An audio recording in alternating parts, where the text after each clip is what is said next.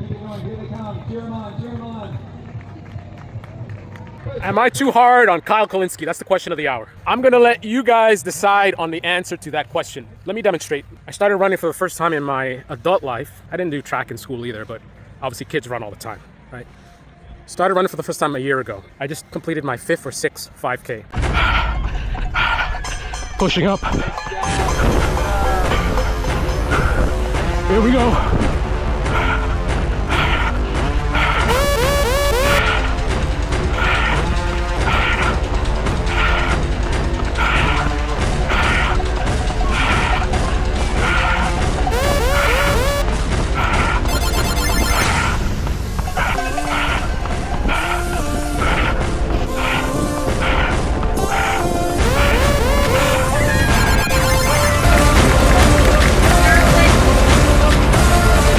This is actually a perfect opportunity to show my no excuses philosophy versus the typical progressive or the Democrats. I wanted to race in this race competitively, but I lost time because of the tick bite. And I realized that I needed to run a lot in terms of accumulating a lot of mileage. But there's a rule where you're not supposed to increase your mileage by more than 10% per week. If I were a Democrat or I were a progressive, I would be constrained by that supposed limitation. But instead, I questioned it. I looked into whether this is actually legit or not. And through that investigation, through my refusal to just accept, well, you can only do 5, 10, I said, I want to do more than that. I want to go from 5 miles a week to 10, maybe even 14 miles a week, which you're supposedly not supposed to do that, right? But I found out that it can be done. There's a way to do it, right? So here I am, the last person that should be doubling their miles, doing it anyway, but doing it methodically, right?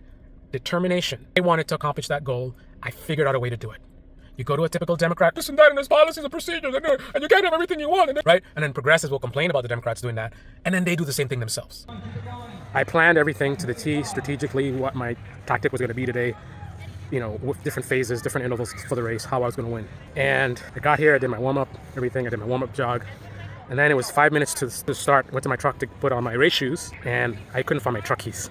I'm running around looking for my keys. I don't have my number on. The number has the chip on it. How am I going to run without the chip so they know what my time is and the race is about to start? I went up to the front to see if I could get another number, and somebody was holding my keys. They had my keys there. I got my keys. I had 2 minutes to start. 2 minutes to go, get to my truck, take off my training shoes, put on my race shoes, get my number. I couldn't put it on right then and there, so I had to hurry to the finish line, to the start line. After the race already started, people started leaving before I got there. I tied my shoelaces at the corral, and then I'm holding my number as we're running, and I start clipping it on while I'm running. I'm not running my proper pace. My form is off because I'm fiddling with this thing. Finally get it on. I slowly start getting into my rhythm, but I'm a little bit, you know, I'm out of my rhythm because of how I started. But I got into it. Then I started having trouble with my phone. I was using an app which was playing my music and everything, and I had a track I was going to use for my strategy, and I had everything all lined up, and that stuff started failing, right? Then when I get to the finishing kick, my finishing kick is that's my thing, man. 16 miles per hour is usually how I cross the finish line. I just didn't have it in me. I was having like a little slight pain in my side. I didn't feel right. I didn't want to push it. I know I hadn't been training that much. Well, you saw the beginning of this video. First place, M50. In spite of all that, after a year of training, someone with a bad knee, someone with an imbalance, one of my legs is shorter than the other, so I got a lot of injuries on my right side. My knee, my calf, my forefoot's been bothering me lately, but I work around it. I come up with a strategy. The point is, I don't say no, I say yes. How can I, right?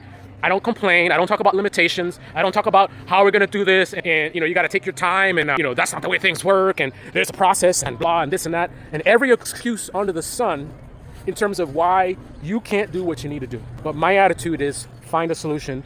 Don't accept no for an answer. Fight, not corny, you know, buffoonery. Fight, fight, fight. Mr. Orange Man, right? I'm talking about legit resiliency, discipline, and not taking no for an answer.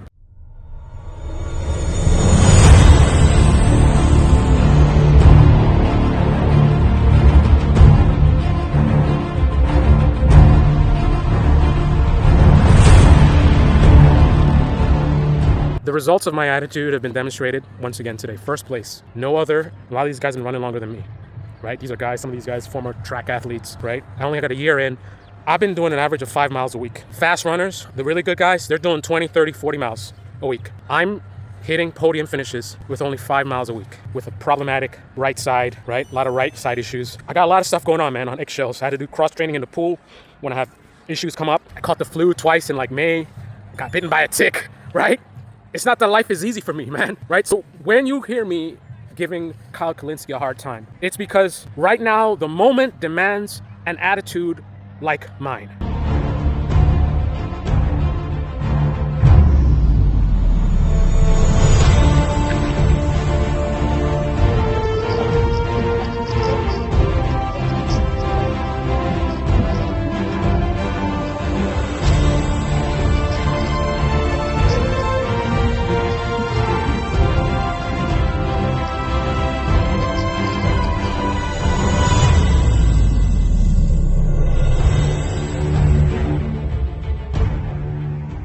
That we don't take no for an answer, right? Democrats have excuses, right?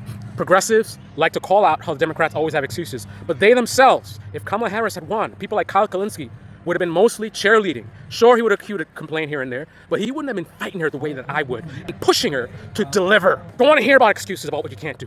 And then this attitude of like what he does, where he's like, you know, if you do historically well, like he's like, oh, he was impressed with Biden, he did better than he expected. Fuck that bullshit. I don't care about how you did compared to the last guy. I care about this is what we need and this is what you delivered. If this is what we need and you delivered this, but you're way better than everybody else, I don't give a fuck. I want to meet the moment. That's how I win. I do what's required to actually win. And if you want to win politically, Kyle Kulinski, Majority Report, an overwhelming majority of the left-wing media folks, these guys are not winners, right? They're better than what we got, better than the Democratic Party, right? But I can't win races by just being better than an average racer, right? I'm competing with the elite runners who've been training for years. That's the only thing I focus on. When I run a race, I'm competing with the top 5 in my age group. That's all I care about. So politically, that's where I'm at. I don't care about Kamala Harris or Joe Biden, right? Because I realize that the most power is us, right? Fuck the politician.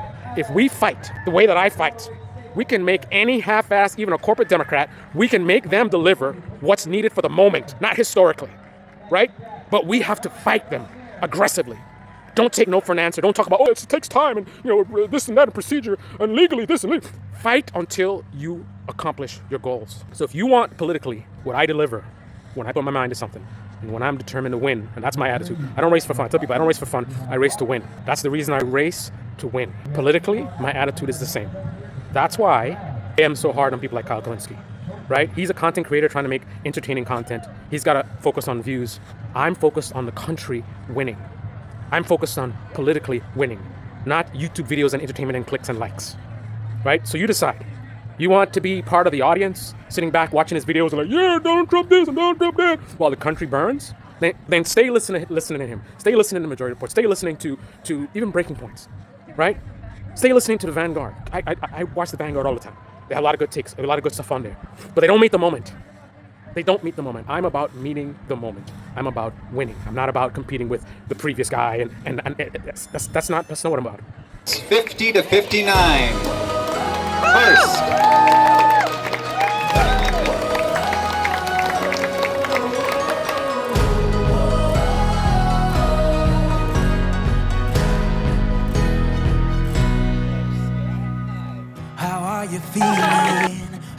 The moment demands this. I push for this. So if I don't meet my goals, guess what? I meet exactly what's needed for the moment. Kyle Kulinski, he's here. Way better than what we've had, but way below what's needed in this moment. Stick with Kyle Kulinski if you want another Donald Trump. You want President Green? You want a President MTG? Stick with Kyle Kulinski. That's why I'm so hard on him, because this really means something to me. This is not a game. This is not a game. I play to win. You want to play to win? Listen to me. This is the entire course. Mile marker 1, mile marker 2, mile marker 3. That's the finish and the start. These are all the red markers are the mistakes that I made. Lost my truck keys. So the race started after I started. I was tying my shoelaces as people were running off in the beginning. And then I had to put on my bib while I was running. So this entire distance here, I'm putting on my bib while I'm running. So my pace is off. My mechanics are off. I'm distracted. Then I locked in. I was doing pretty good throughout here. And then right after the first mile, I made an app that I use to help me maintain my pace and give me notes. It triggers the touchscreen, so it kept closing the app. So I'm fumbling around with my phone right here, going around this section, fumbling with my phone, messing with my mechanics. My pace is all over the place. I'm not disciplined, right? Then I got that locked in, did a nice run here. And then over here, that's mile marker 2. So I'm starting mile 3. That's where things get really heated. This is where I start getting aggressive, pick up my pace, start passing people more. My initial goals are right here. So I'm capable, best case scenario, of a 2250. But with the detraining, because, you know, I had the tick thing and whatever and my injuries, I wouldn't really try to hit that right now. Maybe in another month or so. 2350, I think I could have done potentially, or close to that today, if you eliminate all these mistakes. So here we get to my finishing kick, 800 meters from the finish, beginning the kick, getting aggressive, passing aggressively for the first time, picking up the pace, not so concerned about heart rate anymore. Major app failure, big app failure. I took my phone out of the bag and put it back and take it out and put it back like 3 times right here. This was the slowest that I was running for the entire race. This probably cost me easily a minute or 2 just fooling around here. So think about that. Anyway, then at the 400 meter mark where I'm supposed to start running really hot, I should have been doing like a 6.5 minute mile, 7 minute mile, the slowest, like really pushing aggressive heart rate, probably running me at that point 183, 184. But instead, I was more reserved because I had side stitches. So I'm feeling that slight pain on my side, which is unusual for me. I would only get that if I was blowing up, like I was running too fast and you know, my heart rate is out of control. But this was a very controlled race. I made mistakes because of technical issues or whatever, but my pace was on the money. In overall, my heart rate was where it was supposed to be, right? So there's no reason for me to have the side stitch. That's probably detraining because I haven't been running that much lately.